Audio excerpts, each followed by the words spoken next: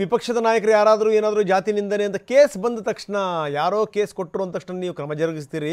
ಆದರೆ ಸ್ವಪಕ್ಷದ ಶಾಸಕರೇ ಮಾತಾಡಿದ್ರಲ್ಲ, ಜಾತಿ ನಿಂದನೆ ಮಾಡಿದ್ರಲ್ಲ, ಅವ್ರ ವಿರುದ್ಧ ನೀವು ಎಷ್ಟರ ಮಟ್ಟಿಗೆ ಕ್ರಮ ತೆಗೆದುಕೊಂಡ್ರಿ ಅನ್ನುವಂಥ ಪ್ರಶ್ನೆನೂ ಕೂಡ ಬಿಜೆಪಿ ನಾಯಕರು ಕೇಳ್ತಾ ಇದ್ದಾರೆ. ಬನ್ನಿ, ಇದಕ್ಕೆ ಸಂಬಂಧಪಟ್ಟಂಗೆ ಬಿಜೆಪಿ ನಾಯಕರು ಏನೇನು ಹೇಳ್ತಾರೆ ನೋಡೋಣ.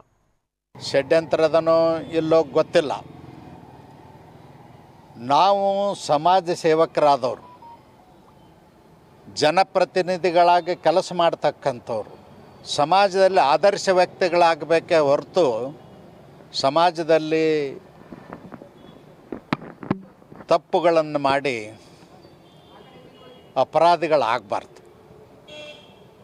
ಇವತ್ತು ಮುನಿರತ್ನ ಅವರು ನಾನೇನೂ ಮಾಡಿಲ್ಲ ಅಂತ ಹೇಳ್ತಾರೆ, ನಂದಲ್ಲ ಷಡ್ಯಂತ್ರ ಅಂತ ಹೇಳ್ತಾರೆ. ತನಿಖೆ ಆಗಲಿ.